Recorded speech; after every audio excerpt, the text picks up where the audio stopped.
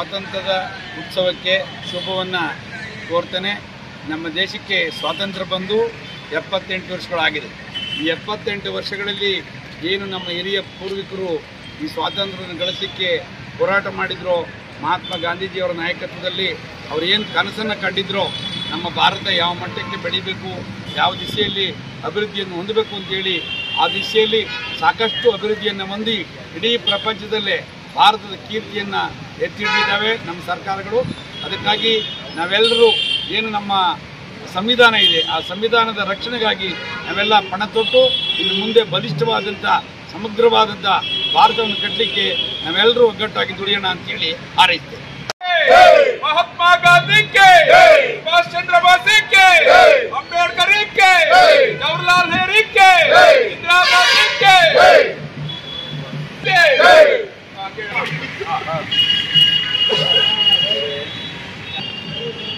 मतಕ್ಕೆ ಈ ಒಂದು ಸ್ವಾತಂತ್ರ್ಯದ ಆಗಸ್ಟ್ 15 ಭಾರತ ಸ್ವತಂತ್ರ ದೇಶ ಆಯಿತು. ಈ ದೇಶ ಸ್ವತಂತ್ರ ನಂತರ ಅಭಿವೃದ್ಧಿಯತ್ತ ಪಥವನ್ನು ಸಾಕ್ತಾ ಬಂತು. ಆ ಸಂದರ್ಭದಲ್ಲಿ ನಮ್ಮ ಕಾಂಗ್ರೆಸ್ ಪಕ್ಷ ಆಳ್ವಿಕೆಯನ್ನು ಸುದೀರ್ಘವಾಗಿ ಆಳ್ವಿಕೆಯನ್ನು ಮಾಡಿಕೊಂಡು ಎಲ್ಲ ಶಾಲೆ ಕಾಲೇಜುಗಳನ್ನು, ರಸ್ತೆಗಳನ್ನು, ಸ್ವತಂತ್ರಾನಂತರ ಕೆರೆ ಕಟ್ಟೆಗಳನ್ನು ಎಲ್ಲ ಅಭಿವೃದ್ಧಿಗಳನ್ನು ಮಾಡ್ಕೊಬಂದು ದೇಶ ಇಷ್ಟೊಂದು ಬಲಿಷ್ಠವಾಗಿ ನಿಂತ್ಕೊಳ್ಳೋದಕ್ಕೆ ಕಾಂಗ್ರೆಸ್ ಪಕ್ಷ ತನ್ನದೇ ಆದ ಶಕ್ತಿ ಮತ್ತು ತನ್ನದೇ ಆದ ಇಚ್ಛಾಶಕ್ತಿಯನ್ನು ಬಳಸಿಕೊಂಡು ಈ ದೇಶವನ್ನು ಸುಭದ್ರವಾಗಿ ಕಟ್ಟಿದೆ. ಅಂಥ ಸಂದರ್ಭದಲ್ಲಿ ಈಗ ಬರ್ತಾ ಇರುವ ಪಕ್ಷಗಳು ಅಥವಾ ಬಿಜೆಪಿ ಪಕ್ಷ ಜಾತ್ಯತೀತವನ್ನು ಹೆಸರು ಹೇಳ್ಕೊಂಡು, ಹಿಂದೂ ಹೆಸರುಗಳನ್ನು ಹೇಳ್ಕೊಂಡು ದೇಶ ಗಾಂಧಿಯ ವಿಚಾರದಲ್ಲಿ ಗಾಂಧಿಯ ತತ್ವ ಸಿದ್ಧಾಂತಗಳನ್ನು ಈ ಒಂದು ಸರ್ಕಾರ ಇಟ್ಕೋತಾ ಇಲ್ಲ.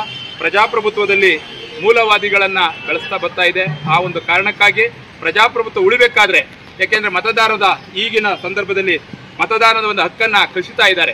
ಯಾಕೆಂದರೆ ಒಬ್ಬ ವ್ಯಕ್ತಿಗೆ ಒಂದು ಮತದಾನ ಹಕ್ಕನ್ನು ಇರಬೇಕಾದಂಥ ಸಂದರ್ಭದಲ್ಲಿ ಈ ಒಂದು ಸಂದರ್ಭ ಸ್ವತಂತ್ರ ನಂತರ ಬರ್ತಾ ಇರುವಂಥ ಸರ್ಕಾರಗಳು ಅದರ ಬಗ್ಗೆ ಗಮನವನ್ನು ಹರಿಸ್ತಾ ಇಲ್ಲ.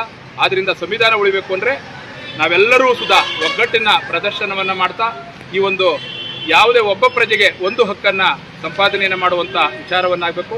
ಕ್ಷೇದ ಅಭಿವೃದ್ಧಿಯನ್ನು ಹೊಂದಬೇಕಾಗಿದೆ. ನಾವೆಲ್ಲರೂ ಸೇರಿ ಸಂವಿಧಾನವನ್ನು ರಕ್ಷಣೆ ಮಾಡಬೇಕಾಗಿದೆ. ಅಂಥ ಒಂದು ಸಂದರ್ಭದಲ್ಲಿ ಈ ಒಂದು ಸಂವಿಧಾನ ರಕ್ಷಣೆಯನ್ನು ಮಾಡೋದಕ್ಕೋಸ್ಕರ ನಾವೊಂದು ಈ ಕಾರ್ಯಕ್ರಮವನ್ನು ಮಾಡ್ತಾ ಇದ್ದೀವಿ. ಸ್ವತಂತ್ರ ಬಂದ ನಂತರ ಅಭಿವೃದ್ಧಿಯತ್ತ ಹೋಗ್ಬೇಕಂದ್ರೆ ಮತ್ತೆ ಕಾಂಗ್ರೆಸ್ ಸ್ಥಾಪನೆ ಆಗಬೇಕು, ಈ ದೇಶವನ್ನು ಮತ್ತೆ ರಕ್ಷಣೆ ಮಾಡಬೇಕು ಅಂತ ಈ ಮೂಲಕ ತಿಳ್ಕೊತೀನಿ. ನಮ್ಮೆಲ್ಲರೂ ಈ ಒಂದು ಸಭೆಗೆ ಬಂದಿದ್ದಾರೆ. ಅವರೆಲ್ಲರಿಗೂ ಸಹ ನಾನು ಈ ಸಂದರ್ಭದಲ್ಲಿ ಶುಭಗಳನ್ನು ಹೇಳ್ತಾ ಈ ಒಂದು ಸ್ವಾತಂತ್ರ್ಯದ ನಂತರ ಅಭಿವೃದ್ಧಿಯನ್ನು ಮಾಡಲಿ.